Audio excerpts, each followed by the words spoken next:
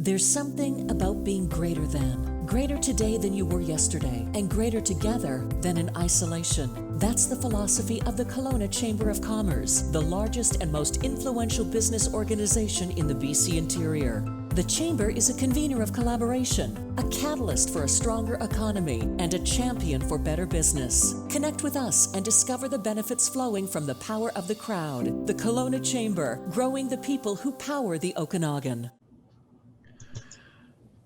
Good morning, everyone. I'm Dan Rogers. I am the Executive Director for the Kelowna Chamber of Commerce. Thanks for your patience as we got set to bring you today's Okanagan School of Business Speaker Series event. Exciting to have a number of experts, subject matter experts, to discuss 5G, what it is currently meaning for Kelowna and Kelowna businesses and community services, but also to look forward to what it means in the respect of opportunities for business and growth. 5G in the Okanagan Valley offers endless opportunity to the business landscape with a future ecosystem of connected, intelligent devices capable of overhauling business processes and accelerating innovation.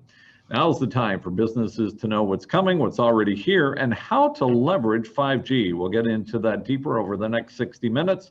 Rogers for Business has been leading the way with cooperation across the public and private sectors.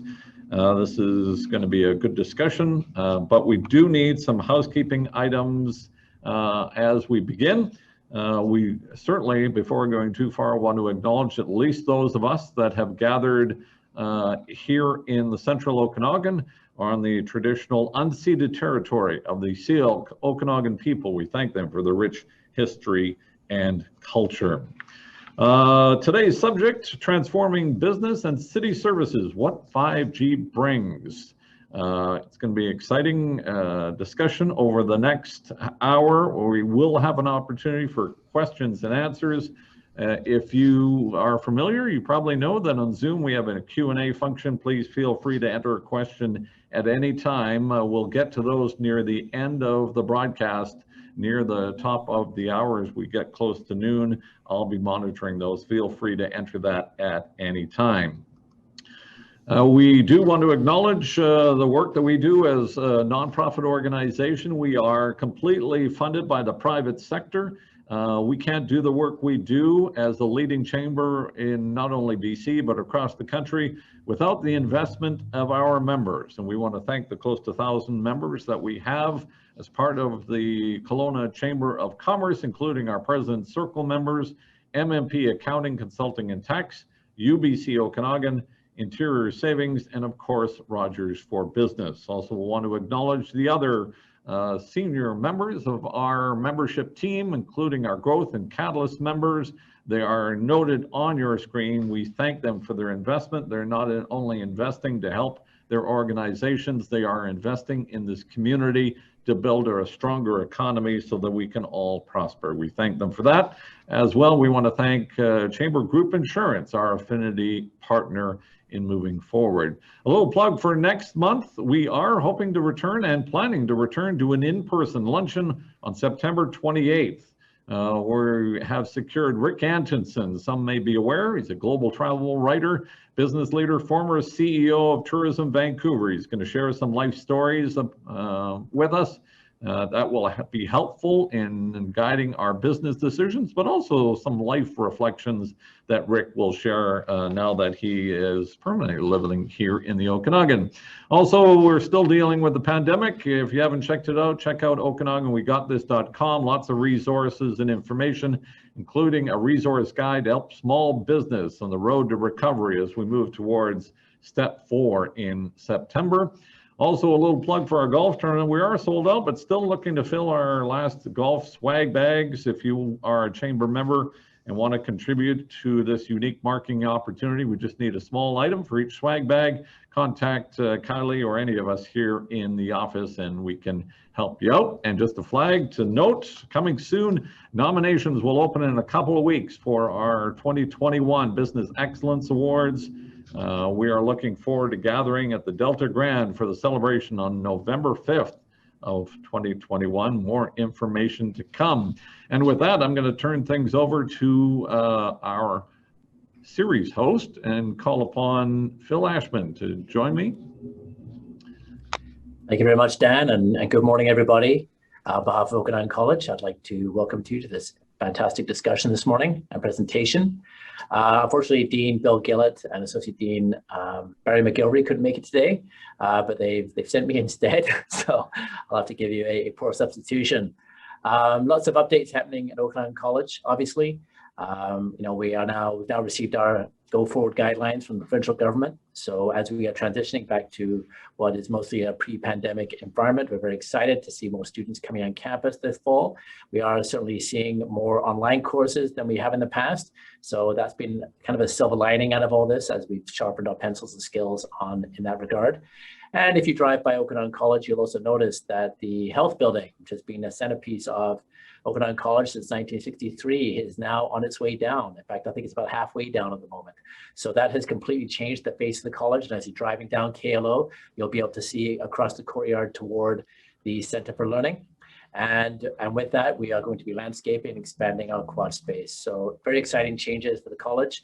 We've also completed the building of our Health Sciences Center, which is very exciting, and just recently received some fantastic donations from our community to help us reach our $5 million goal and ensure that we've outfitted labs with the latest equipment for the 6 or 7 health programs we have in that building. So with that, I won't keep any longer. Thank you, Dan, and enjoy the presentation this morning.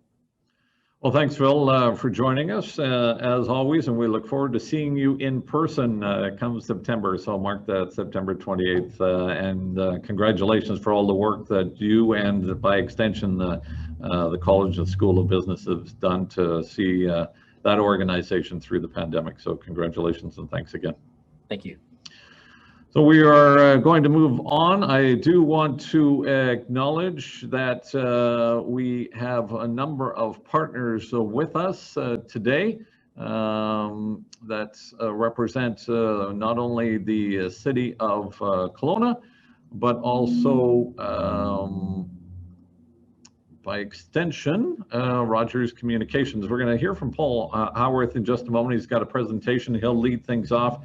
He's the Senior Director of Advanced Services at Rogers for Business. Then we'll have a panel discussion that will include Andreas Beam of the City of Kelowna. He's the Intelligent Cities Manager there, and Asad Lassani that is also joining us from Blue City Technology. They'll be more formally introduced by our moderator, who's Neil Dale, the Senior Director of Innovation and Partnerships at Rogers Communications.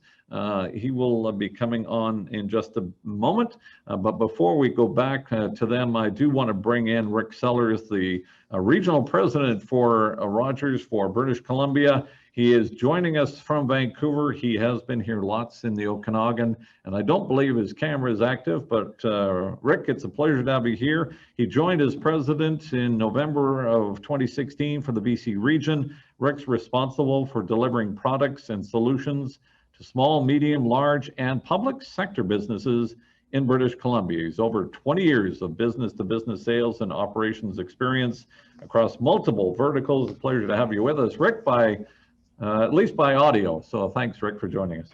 Thanks very much, Dan. I apologize for that. I've had camera issues for the last couple of days, but unfortunately it crashed on me this morning. But thanks very much for having us, and also the Kelowna Chamber of Commerce for hosting today's event. Rogers for Business is proud to support Okanagan businesses, and we're thrilled to be part of this inspiring and welcoming community. And as you mentioned, I've been up there multiple times and looking forward to getting back there pretty soon, actually. I'd also like to take this opportunity to tell you a little bit about Rogers Investments and our activities in Kelowna and the Okanagan region. Across our organization, we have really made significant strides to support BC's economic development. For example, Rogers is Canada's first 5G network. We are now live in over 60 communities in BC and 160 across Canada, and this includes right across the Okanagan Valley. With a 5G network, we're also able to support local researchers and developers in building innovative solutions through our partnership with the University of British Columbia. And you'll hear more about this work with our panel discussion today. As a company, we are highly focused on giving back to local communities across the country. And most recently, we just expanded our phone and plan donation program to 56 women's shelters and transition houses in BC, many of which are actually in the Okanagan. To continue our support and engagement with local businesses and communities, in 2020, Rogers was officially announced as a President's Circle member of the Kelowna Chamber of Commerce, and we're very proud to have one of our local team members, Dennis Keenan, on the board of directors. Lastly, we employ 1,700 British Columbians, but as many of you may know, we did open up a new Kelowna Solution Center last year, and we'll have hired about 350 new people or new jobs in the center by the end of this year. And we're located in the landmark 7 property development, so really excited about that too. We're extremely excited to share with you our outlook on the future of technology and how it will shape businesses and the communities. I will now hand it back to Dan to introduce you to today's keynote speaker. Thanks very much. Well, thanks very much. Appreciate that, Rick. And we are looking forward. I didn't see you on the list of golfers, but maybe next time in the Okanagan, you can bring your clubs with you. It's going to be sold out. It's going to be a lot of fun for that. So. It's been 2 years since I played. Oh, perfect. We'll play for money then. Excellent. I'm going to turn things over. I do want to bring in Paul now, who's going to get his slides ready. Paul Howarth joins us. He's worked for over 30 years in the telecom and IT industries. He's a results and client-oriented executive. He is and has lots of broad experience in innovation, corporate investment, sales, operations, and engineering. His current role as Rogers Senior Director of Technology and Development puts him accountable for thought leadership, strategy, and planning for Rogers 5G programs for business. Paul's active in the innovation and startup communication, including having worked for a machine learning startup focused on manufacturing, which was the Canadian lead for Cisco's corporate investment team. And I'll shorten it there because I think we want to hear from you, Paul, rather than me drone on about your various accolades, which are lengthy. So we really appreciate, Paul, you taking the time to join us today. Thank you very, very much, Dan. And thank you for all of the folks in the Chamber for coming to join this really exciting discussion today. And I'm certainly looking forward to it. A bit of background, as Rogers embarked on a 5G journey, they did bring a group of us together. So I do represent how will 5G be useful for business, and in a lot of respects, we see 5G as the G, so to speak, for enterprise. 4G really drove the social media world and the app world. But I'm sure today you're going to learn some really exciting things about business. So just quickly, I think we've already mentioned, we launched our 5G program just actually prior to the pandemic, probably a bit of bad timing there. But we haven't stopped, and we've been able to successfully use tools like Teams, and you're using Zoom here today, to continue to drive our company forward. And we're now in 173 markets across Canada, and we continue to grow that.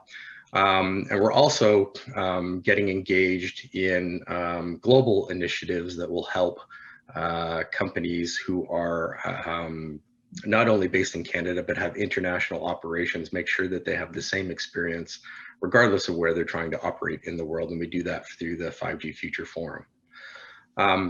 So as sort of a backdrop and a backgrounder, I don't have a lot of time to speak today, but to give you a bit of background on 5G and really explain what it is, so we can understand what the panel is discussing about how it will enable the future. So we describe 5G amongst these 5 categories that are on the screen here today, and it's really about what can 4G not do. We really describe it by saying, why do we need this in the first place? Because our 4G networks have been very successful. So the first one I think most people know is capacity. So capacity means how much of that download speed can we bring to the table? And a 5G network has the ability to do multiple gigabits of download.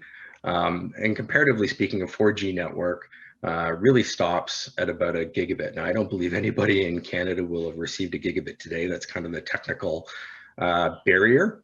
In practical terms, we continue to invest in our 4G network, and it will probably cap out around 500 to 600 megabits, and then you'll see 5G take off from there. So that's really what most people understand 5G to be about, but there's more important aspects to the right. So the other is responsiveness, and for those folks that aren't IT professionals, that's just how fast the packets can move through the air. And so we talk about it as latency, and certain applications that will probably be talked about today, like autonomous vehicles, autonomous haulage on mine sites, really need extreme responsiveness, because those are things that are moving very, very quickly, and they need to make decisions extremely quickly as well.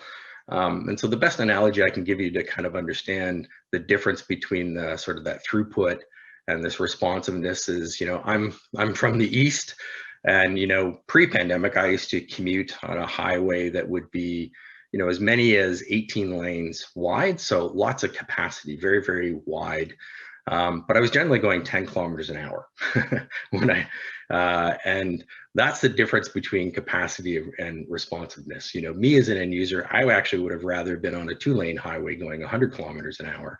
And 5G gives you the best of both. You get those very, very wide lanes, so lots of capacity, and you're going 100 kilometers an hour at the same time the vehicle's moving on the road. So that kind of is why those first two things are important, and it can now start to open up some applications we'll talk about in a minute. One that's really important for us as operators is density. 4G radios are capable of having 100,000 devices on a radio, and that seems like an awful lot. But 5G can do 1 million devices, and we actually need that as operators, because there are circumstances where there's just a lot of density of devices. And the best example there I can give you is that the Raptors won the NBA title a couple of years back. It's hard to remember that now. But we had almost 2 million people cram into a square kilometer to celebrate that in downtown Toronto.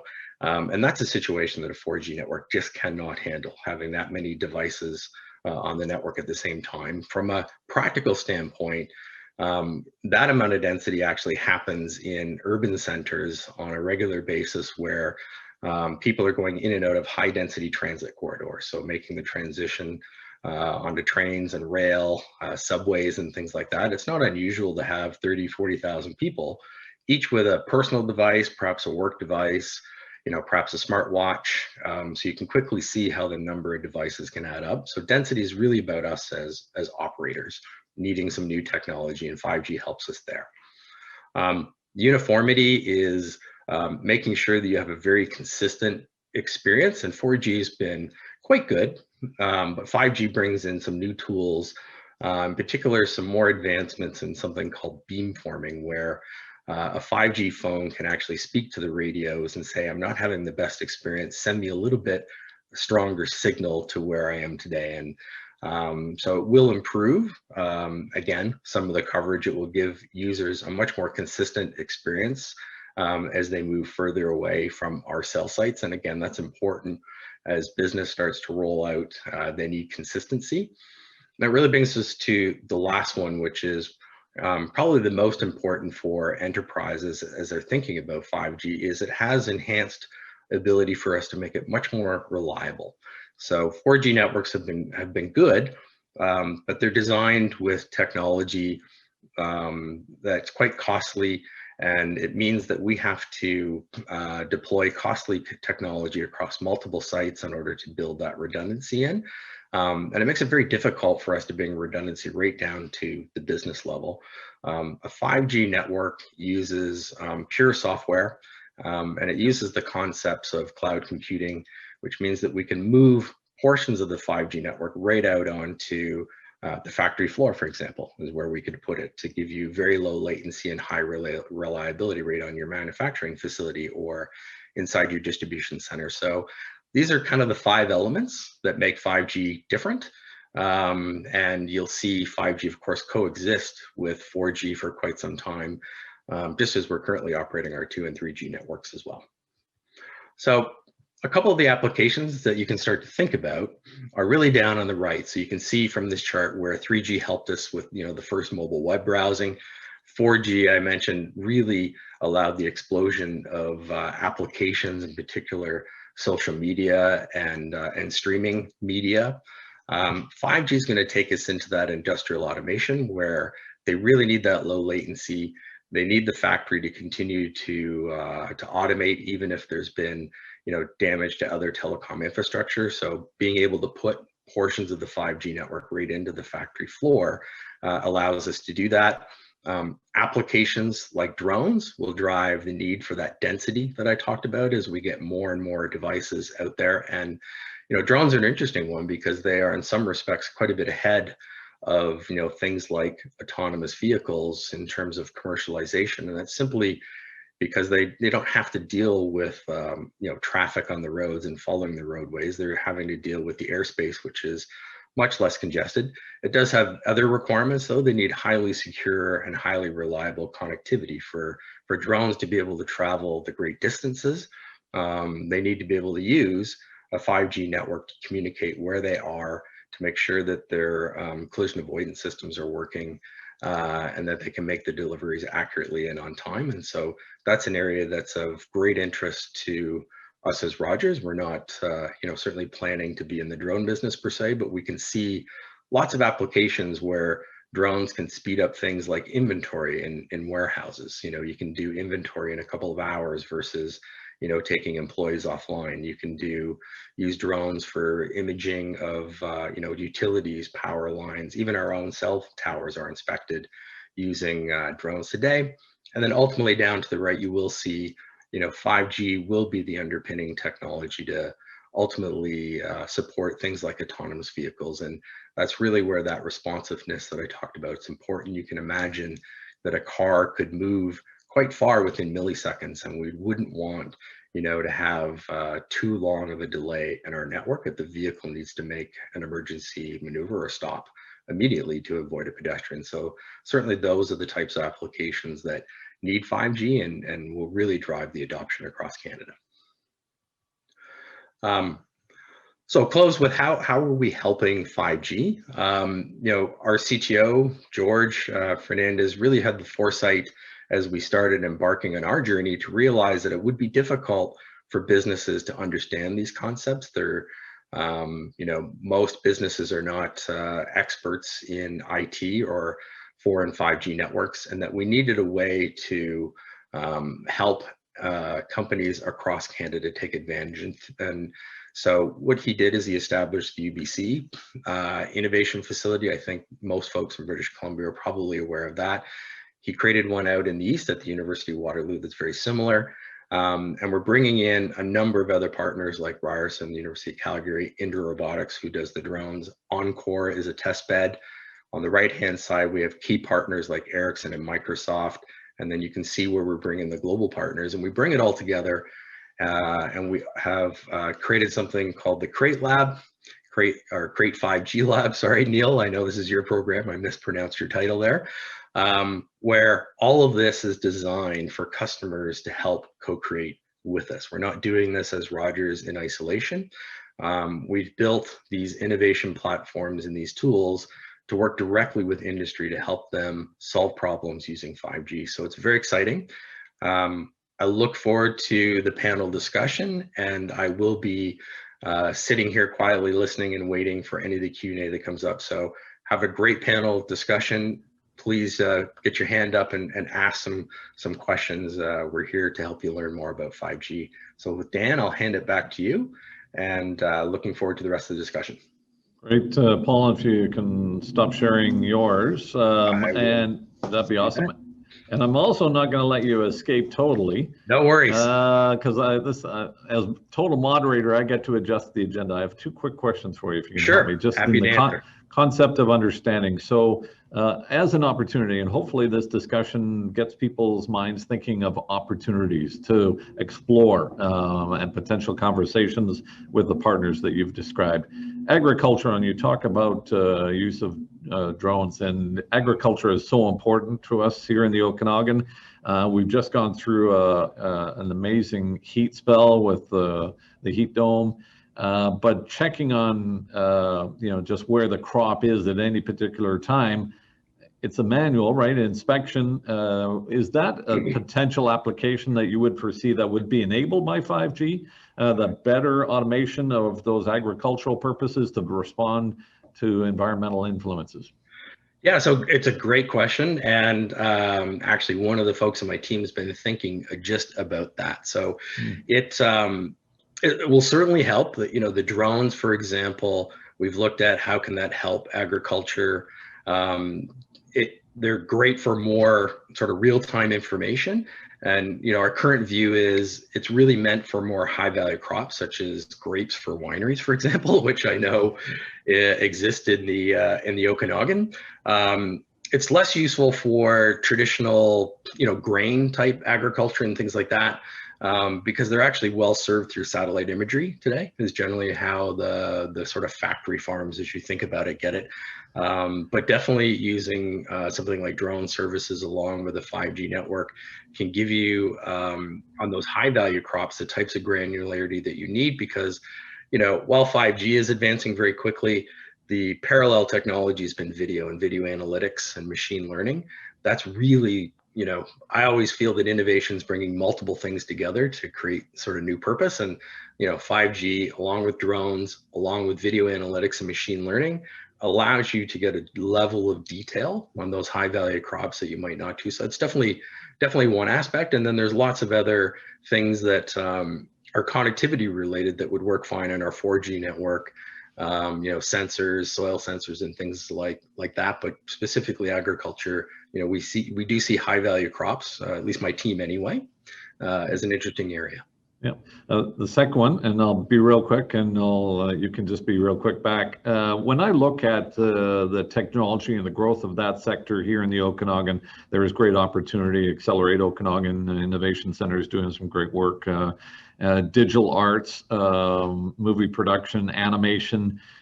Is that the type of sector that would benefit more from 5G, or does that exist now with 4G? And is it an accelerator or an opportunity? Just maybe it's both, but very quickly. It's a little bit of both. So gaming is already massive in mobile today. 4G kind of enabled that.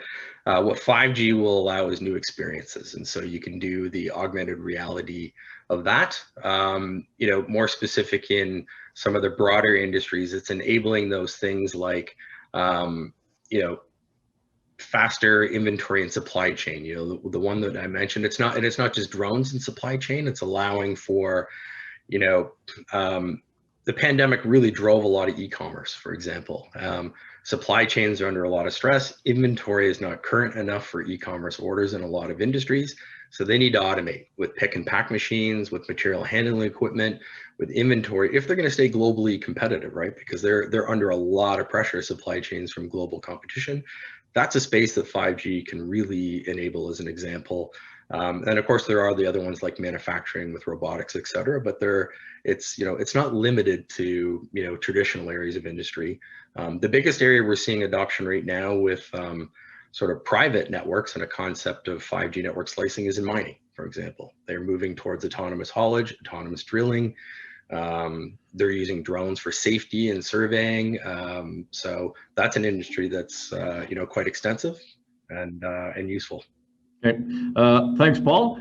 We might bring you back if the panel runs short. We got a lot of ground to cover. We appreciate that input, and we'll circle back around maybe down the road and have a deeper conversation around the opportunities. Want to move on and pull in Neil that's going to help us, Dale, that will be moderating the next portion. So Neil, if you want to turn your camera on, you can join us now.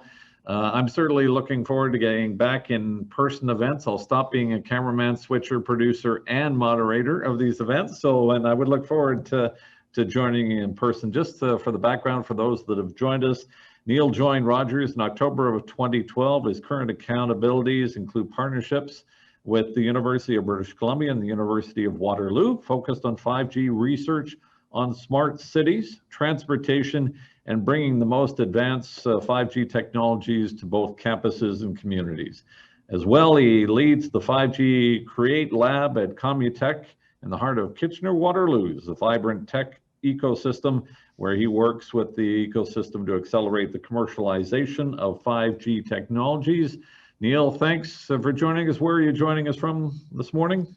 I am in sunny Toronto. But your living room, or is that your permanent office? It's my share space office that I spent 12 months sharing with my wife, but thankfully the kids are in camp, so I'm here alone now. Awesome. Hey, before we turn things over to you to moderate, we're going to jump in and set the scene a little bit, because we want to talk about the pilot project with the City of Kelowna. So I'm going to do this the old-fashioned way. We're going to bring up, make sure I'm all set here. Kelowna is at the center of the Okanagan, factoring in the municipalities outside. We're about 200,000 people. People come here for the sun, for the heat, for the golf, for the wine, and we see our population pretty much double every summer. So as we're densifying, that puts a lot of stress on our urban infrastructure. We brought our transportation team in, and one of the things we heard from them is those close calls. When are people almost getting hit by cars? Wouldn't it be great to know about a troublesome intersection in advance? Wouldn't it be great to know some of the trends now that they're sharing the road more than ever? The city was actually really interested in improving safety in their downtown core, as well as looking at ways to reduce congestion.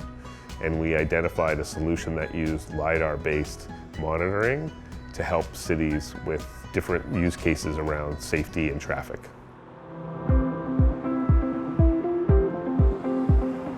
UBC was the first 5G partnership we signed in Canada.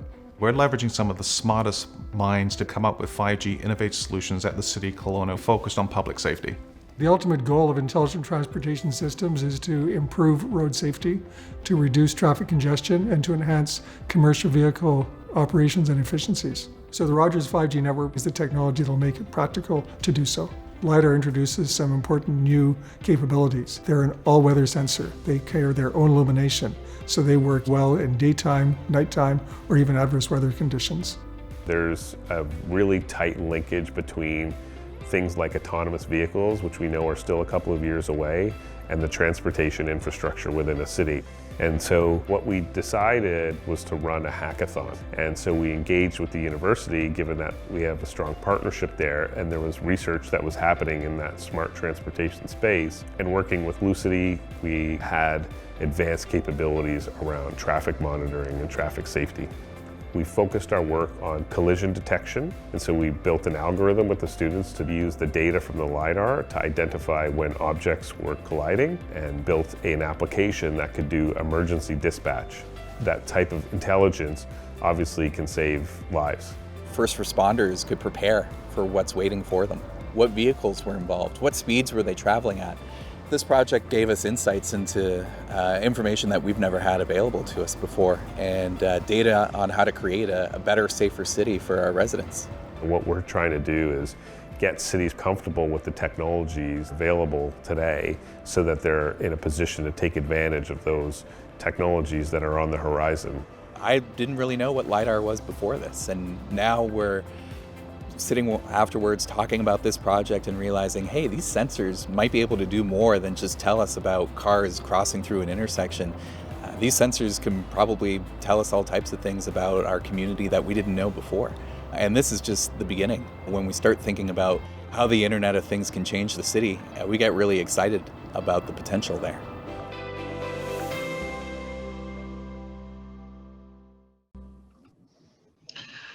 All right, certainly that's a good primer. I'm going to bring in and ask that the rest of the panelists join us. So I'm just going to make sure I'm out and we're all set to go.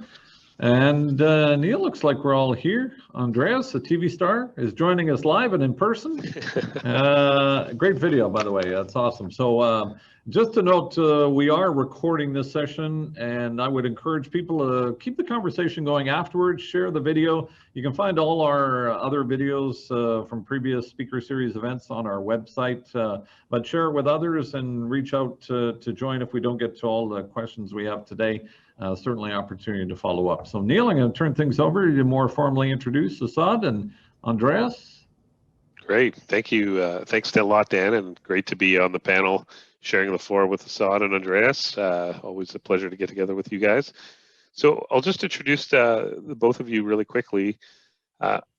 Andreas Beam, as you guys saw in the video, is the Intelligent Cities Manager at the City of Kelowna. He's been in his role for 2 years. He's been focused on finding ways to improve the lives of residents through access to online services, technological innovation, and collaborative problem solving. Before coming to the City of Kelowna, he worked with the District of Summerlin and the City of Surrey to further economic development initiatives around technology, agriculture, and the creative industries. So welcome, Andreas. And Assad Lassani is the CEO and co-founder of Blue City, a company that has built the AI-powered real-time traffic monitoring solution that we saw in the video and data analytics system that uses LiDAR technology. And I can't wait for us to dig in a little bit into more of what LiDAR technology is.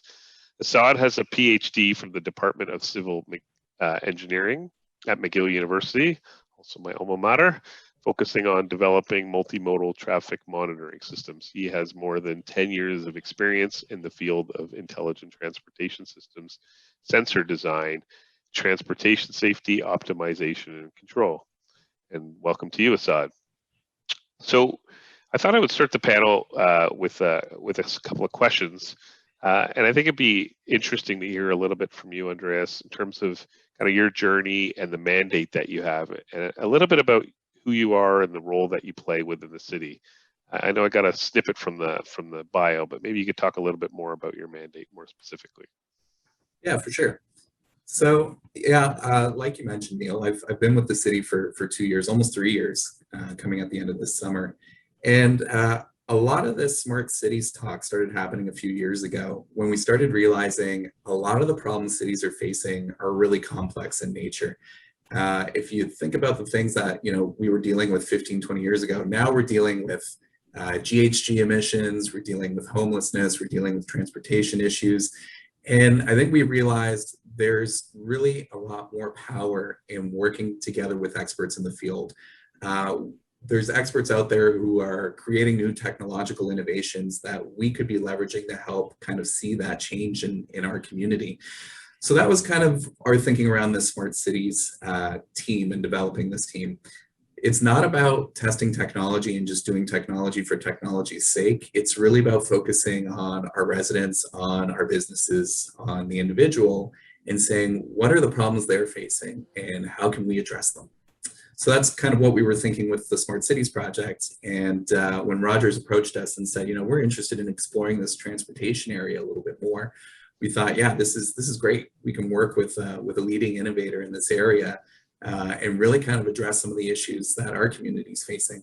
Like we said in the video, our population doubles over the summer, and you see so many more cars on the road, and we're densifying, and we're urbanizing, and we're pushing more people out there onto the street on scooters, on bikes, pedestrians. So really, this was a great opportunity to see how that technology can give us more insights about these various users. Great. Thanks, Andreas. And Assad, I mean, it's a pretty big step to start your own company, particularly in the transportation space. Maybe you could tell us a little bit about your journey in terms of starting Blue City and the journey, and then how you got involved with the City of Kelowna, being sort of a Montreal-based company. Yeah, so thank you very much for having me today. As you mentioned, I spent more than 10 years of my PhD and master working with different municipalities and in the field of ITS in general, like traffic management. And we've seen a lot of projects for improving the safety of the road users, improving the mobility, reducing congestion fail because of the challenges that we identify in the technologies to collect real-time data and provide analytics that is ready to be used with municipalities.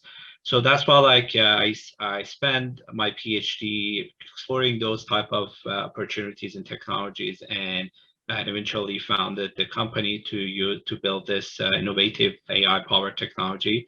And working with Kelowna is definitely was very exciting for us, not only because Kelowna is really special about the weather condition, also different type of seasonal population and traffic pattern, but also like the innovating mindset that people in Kelowna they have to solve the problem with the technology, and not just only developing and implementing a technology, something that helps working with the company to basically implement the technology that really can help to solve the issues, safety issues, mobility issues.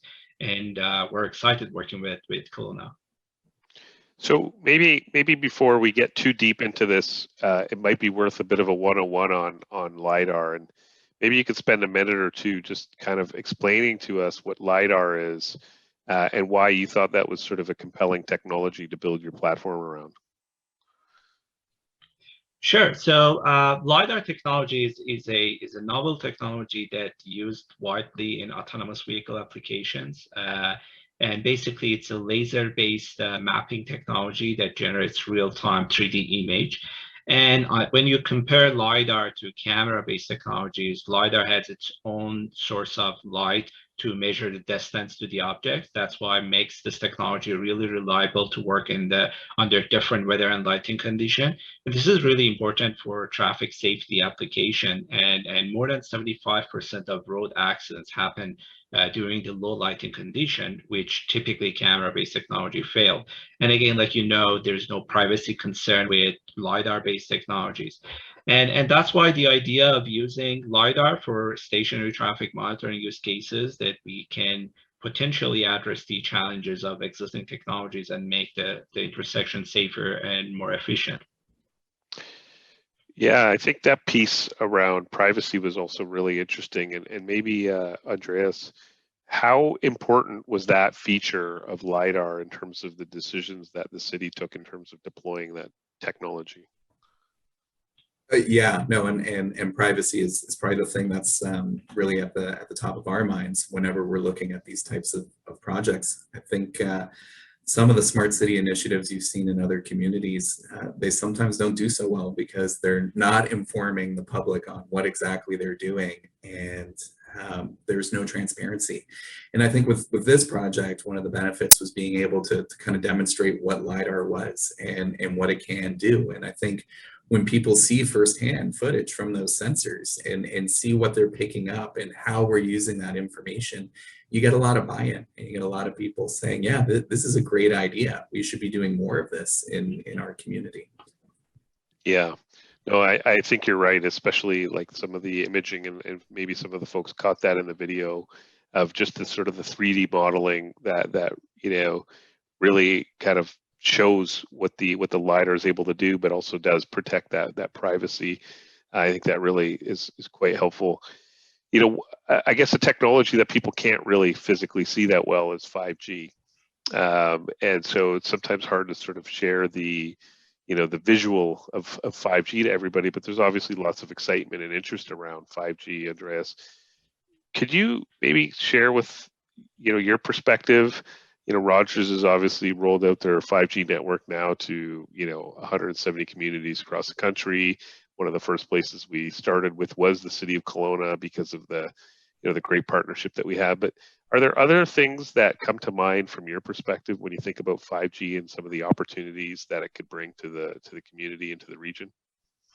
Yeah, no, I do get really excited when I start thinking about how this can be a game changer for our community. I don't think there's any sector that is kind of immune from what 5G is. I mean, you're seeing from Paul's demonstration how it can help impact agriculture.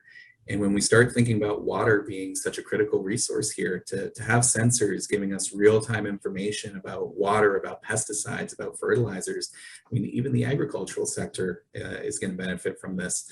I think industry and the promise of Industry 4.0 and having machines working together, or retail and augmented reality and virtual reality, I think, yeah, it's going to help us come out of this pandemic, and we're going to be doing all types of things that I think years ago probably seemed like a bit of a pipe dream.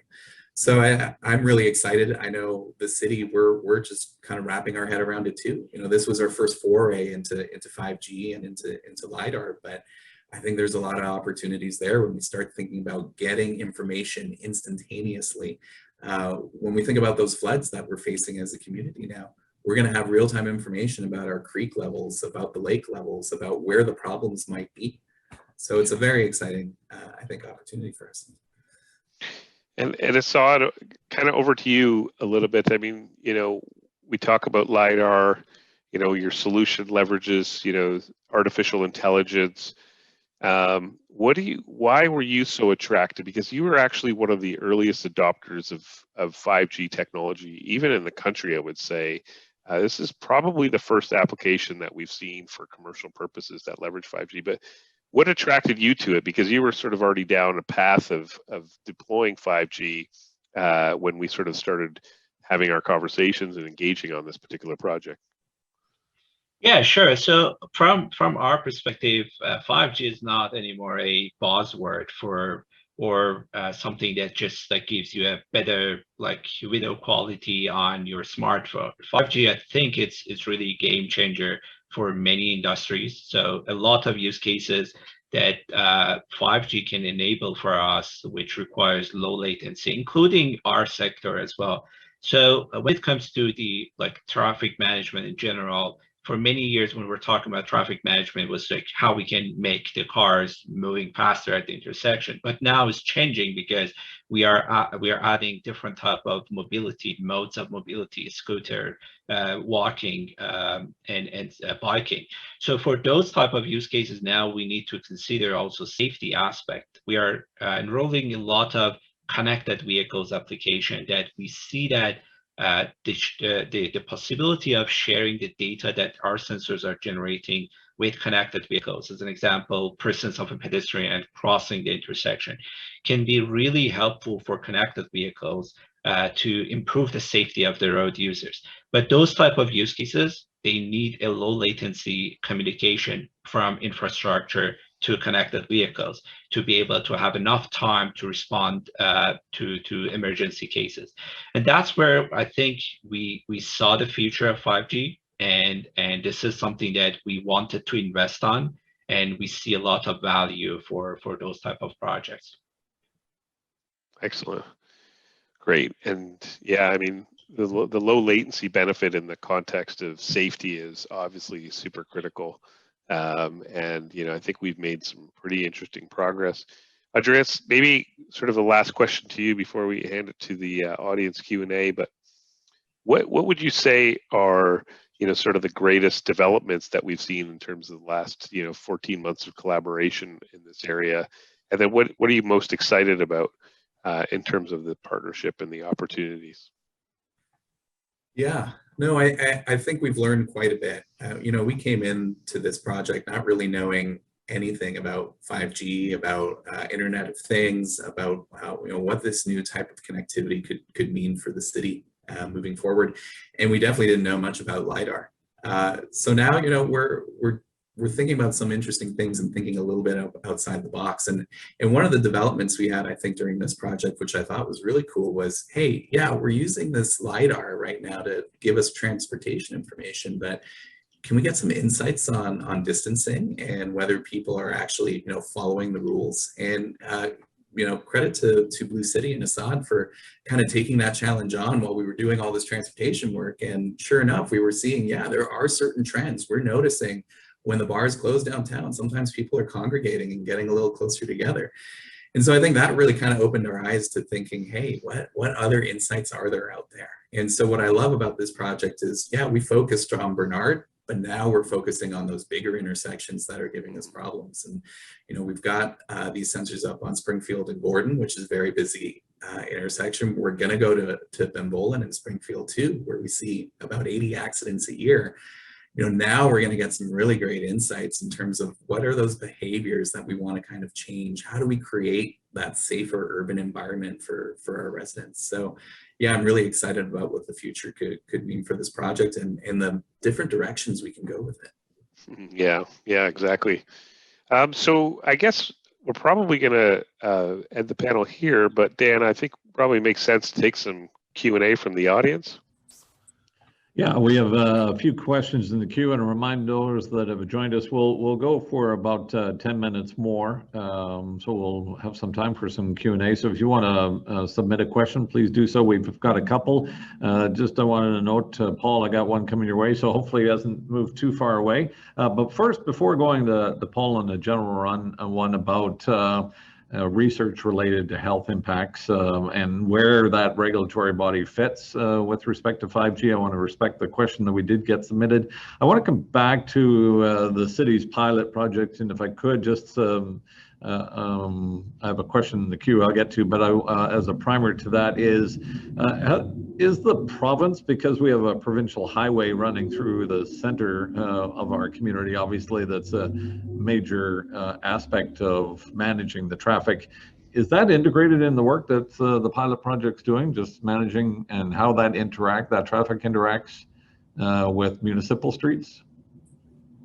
Probably Yeah, for Andreas. And those are conversations we're having with the Ministry of Transportation, because in the end we do need to piggyback on their infrastructure to explore this. But right now we are kind of focusing on everything that's in the city's control. But yeah, if you think about just how much transportation we've got going on that highway, that's definitely the route we want to go. We want to understand a little bit more about how people are using the highway and just explore that in a little bit more detail. And does this pilot, or even 5G and the LiDAR technology as well, provide an opportunity? You talk about the social consequence, which is safety, but there's an environmental impact, right? When diesel trucks stop and start, they're doing emissions. There are organizations, particularly on the trucking side, that have algorithms that measure carbon emissions. Is that an opportunity that's enabled so that we could better even plan our transportation system from an environmental impact perspective?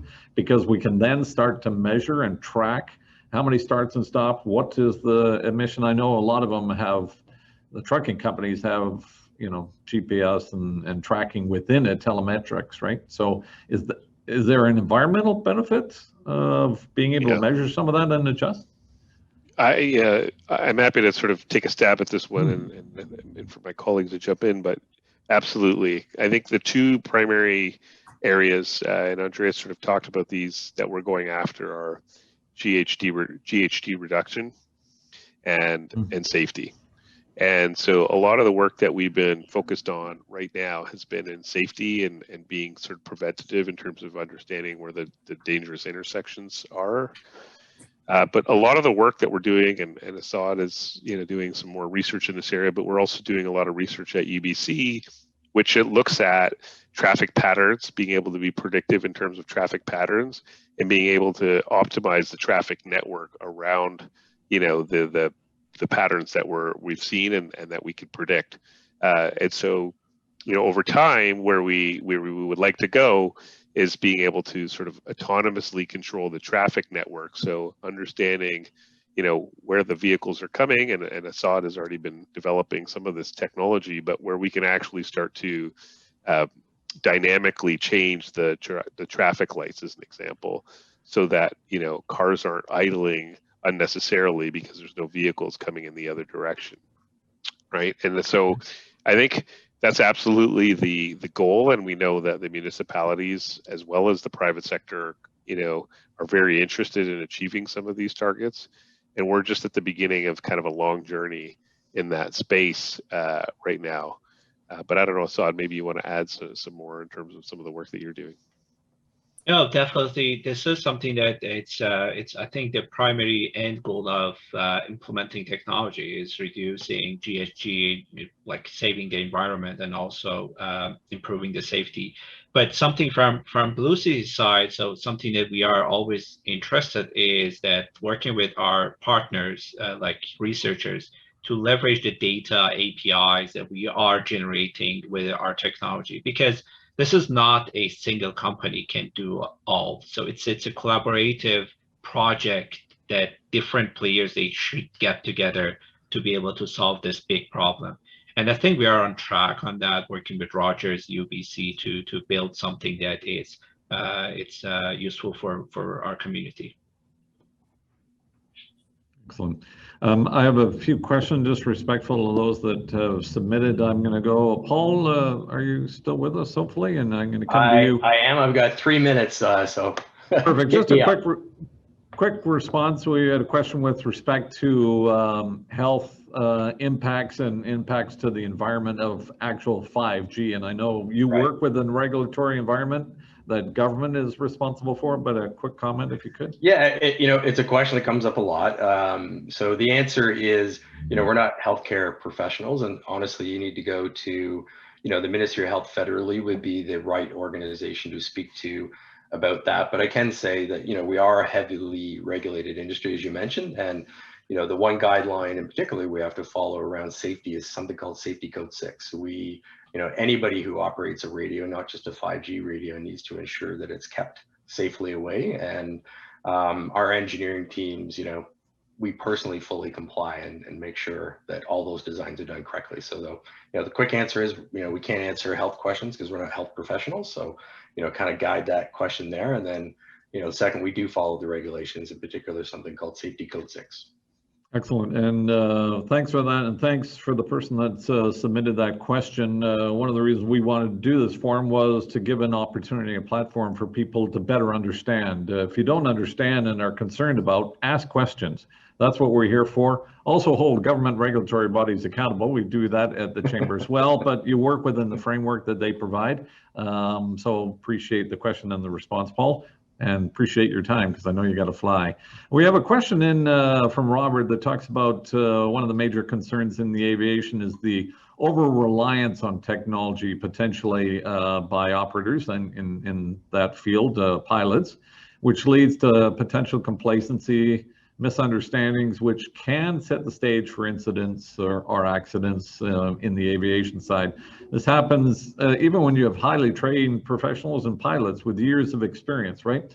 What concerns would you have or that you're aware of? And again, this is a bit of a broader question around autonomous vehicles and the same situation occurring where you get that passive role by the driver that, and frankly, we've seen the videos of the car driving itself while the driver is asleep. Autonomous vehicles and where the balance is there. Any thoughts or comments on that question? To any? It's a pretty big question. Maybe Assad, you're the expert in transportation, but happy to sort of pile on to that.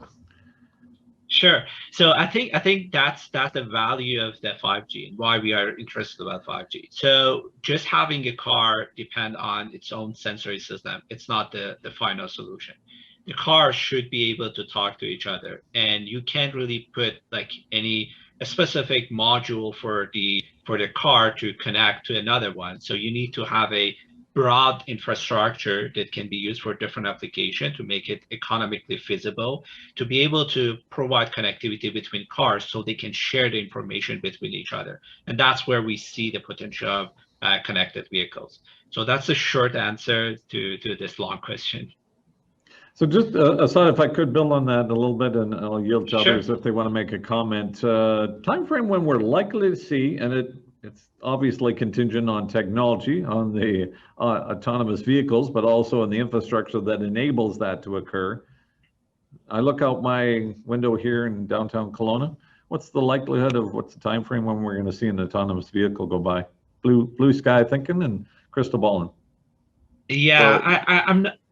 Yeah, I was just gonna add in that we did a couple of weeks ago. We did our first autonomous shuttle drive at the University of Waterloo, and it was fully autonomous. We used the 5G network also for remote operations. So there was some construction happening, and because of the low latency network, they were able to override the autonomous vehicles, onboard compute and be able to drive the vehicle. So, that shuttle is intended to be operational this fall on the campus of the university.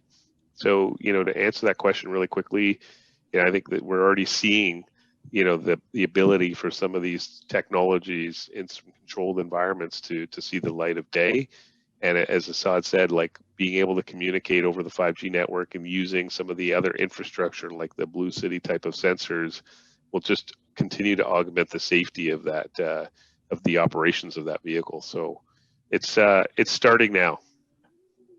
I have another question that came in, and just being respectful, it was respecting Huawei and security concerns. Does any of the panelists have a comment with respect to Canada's 5G and involvement of Huawei? I mean, I would just say that we're an all Ericsson sort of shop, so I don't have any comment there other than to say that we're pretty comfortable with our strategic partner on that one. And, obviously, I think that's helped us accelerate and be first to market. Yeah, and respectful, I just, when people submitted the questions, so I want to make sure we're as transparent, we're as open as possible to do that. I'm just want to wrap things up and let folks know that there are some opportunities for follow-up.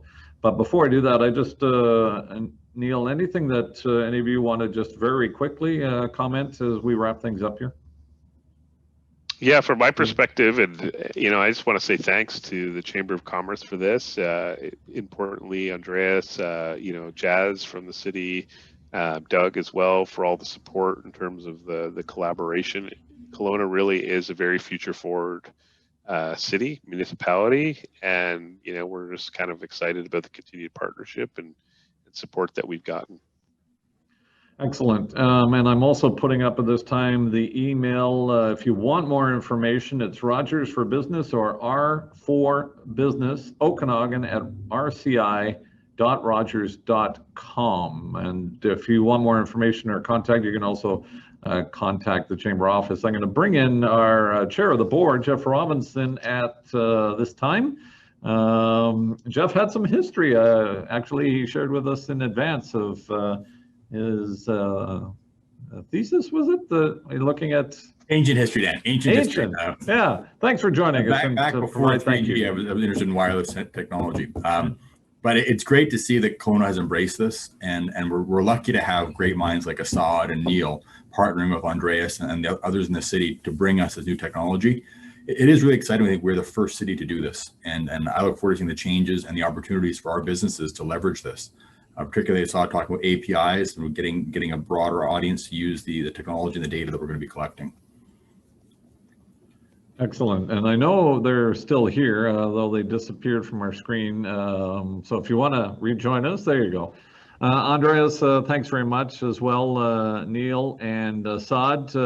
Just to know, if we had you here in person, we'd probably give a little thank you note and a card. We do want to acknowledge that you've contributed your time out of your day, so we'll be making a contribution to a local nonprofit charity. I think the food bank is the next one on our list, so we'll making that on your behalf, and want to thank you for joining us today. Thanks so much. Appreciate it. Thanks very much, and thanks to all that have joined us. Again, just so you are aware, there's the email again. This video will be posted on the Chamber's YouTube channel, and you can follow up with us directly. We'll make the videos as a follow-up, and the presentations available for you too. We'll do that through direct email. Reminder, we will be in person at the end of September for our next Okanagan Speaker Series event on September 28th. Rick Antonson, the global traveler, tourism writer, will join us, share some of his life experiences and how that's impacted his business and his life. So we look forward to seeing you then. Thanks to all the team that joined us today. And thanks to all of you for attending. Have a great week.